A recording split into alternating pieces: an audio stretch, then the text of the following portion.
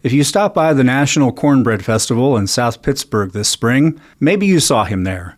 Bryan Roof is executive food editor for Cook's Country and an on-screen test cook for America's Test Kitchen, which airs on public television stations across the country, including on our public media partner, WTCI PBS. I spoke with Bryan at WUTC in late April on his way to the Cornbread Festival.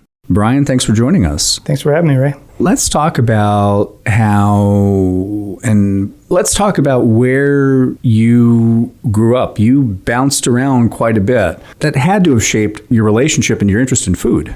Yeah, absolutely. I was born in the Philippines, was there for a year or two, moved to Florida. My brother was born there. We moved back to the Philippines and Florida in several different cities, in South Carolina, Florida, Georgia. Then I went to school in North Carolina and a little bit in New York City and a little bit in Washington State. Yeah, so I was exposed to a lot of different cuisines, and my mom was also this fantastic world traveler when she was younger, and she traveled to Spain, Japan, Korea. So she would make all these different dishes. My dad was deeply Southern, so he was a master of barbecue, and we did a lot of grilling out, but then we'd also have paella or Japanese noodle salads or wontons. Quite a mix. Talk about fusion. Yeah, it was quite a good time.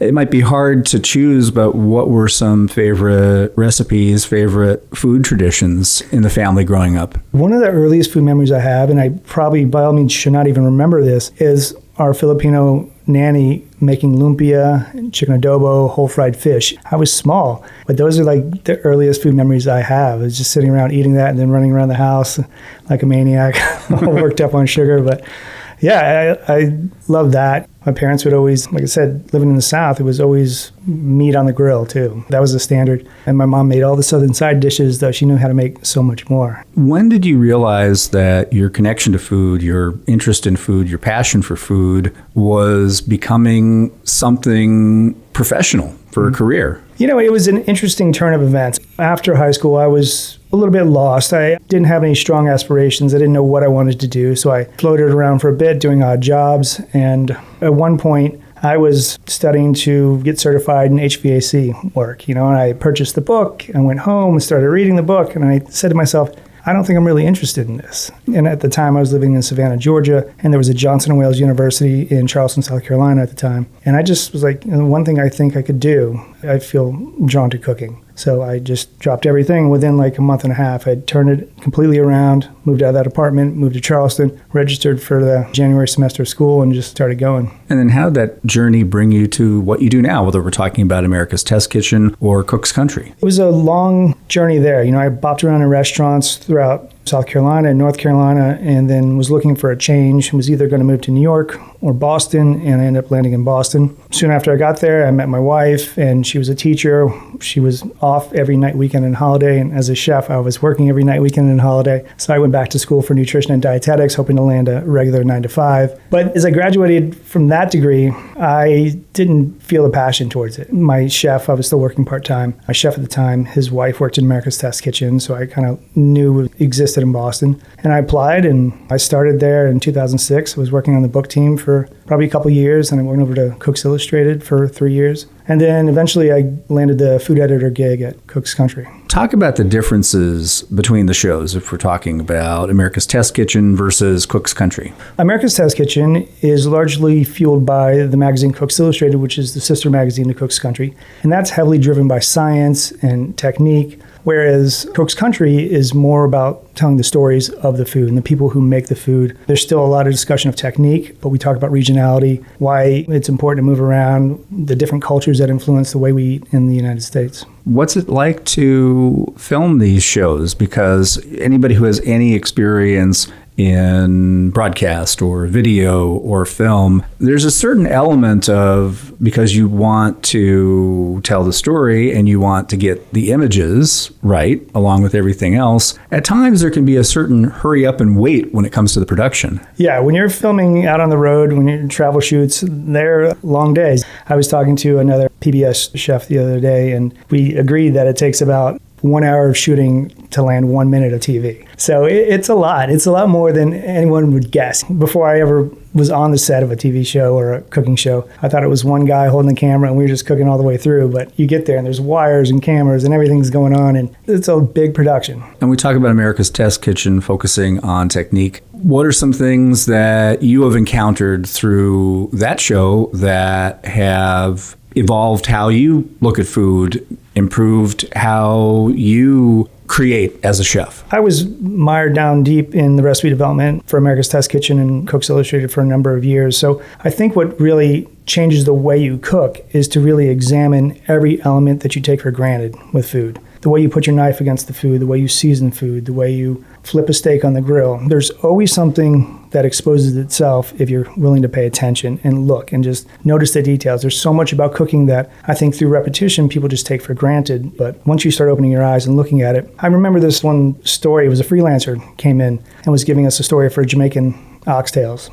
And there was so much about that I was foreign to me. Like I had never made it myself. And she gave me the recipe, and it was to simmer 4 hours on the stovetop. And me thinking, no, I'm just going to put that in the oven so I don't burn the bottom of it and doesn't run out of liquid. And I did that. When I put it in the oven, it came out, the fat had completely separated from the liquid. So then I went back, made it again, and I put it on the stovetop for 4 hours. And at that point, when it was done, all that mechanical action of the simmer and the boiling had really emulsified that fat into the sauce and made it this unctuous, like kind of sticky, wonderful thing that it still makes me hungry when I think about it. But I want to dig in right now. But it's those type of things. Like there's a lot of different cultures that have methods that we don't always consider like strong techniques in the kitchen, but there's a reason for why they exist. And then with Cook's Country, the emphasis on the regionality of food in this country, across this country, the people who make the food. There's something about a well-prepared dish when you know the person who made it and you know their story.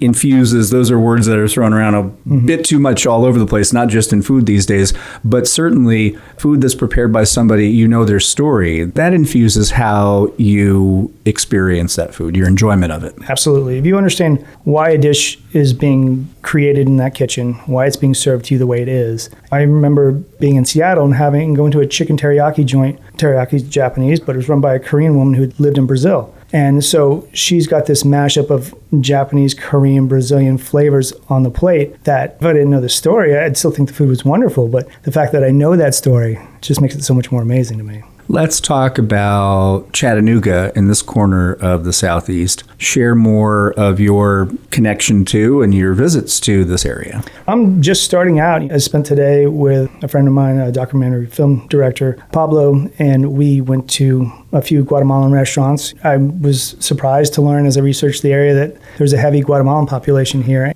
We drove, I don't know what highway it was, but we drove down and he's just like, that's Guatemalan, that's Guatemalan, that's Guatemalan. And we stopped at several of those restaurants today. I'm very full right now. I could take a nap here. But that is one of those things that draws me to an area, those unexpected surprises. I'm doing some other restaurants while I'm here. I went to Calliope last night, which was fantastic. Rosecomb, Easy Bistro. I'm going to be at the Cornbread Festival. Always so delighted when I land in a town. Obviously, I do some research, but once you're on the ground in a place, it really opens up even more. Not everything exists on the internet. You have to know the right people, walk the right streets, and ask the right questions. And talk more about the publications that are connected to the TV shows. Right. So for America's Test Kitchen, that's largely fed by the magazine Cooks Illustrated, which has been in publication since 1993, I believe, maybe 92. It's like a science-driven publication. They focus a lot on the science and technical aspects of cooking, whereas Cook's Country TV is fed by Cook's Country Magazine. We still touch on the techniques behind the dishes and the techniques behind home cooks and what they offer. But again, we focus on the regionality of the food, the stories behind the food, why that food is important to the community it exists in, why that food really defines what American cooking is today. And then beyond your visit to Chattanooga, you've got something in the works for this summer. Yeah, I have a new show coming out. It's called On the Road. It'll be going to streaming sometime midsummer. It's basically all of 2024. We shot 8 30-minute episodes, in Georgia, Oregon, California, Texas, all over the place. Just really getting into the stories behind the food, talking to the people who make the food, and just highlighting some great folks. And for people who want to sample more of your work online, whether we're talking about the shows, we're talking about the publications, where can they go online? They can go to americastestkitchen.com. All the publications are linked through that master website. All right. Bryan, thanks so much. Thank you for having me.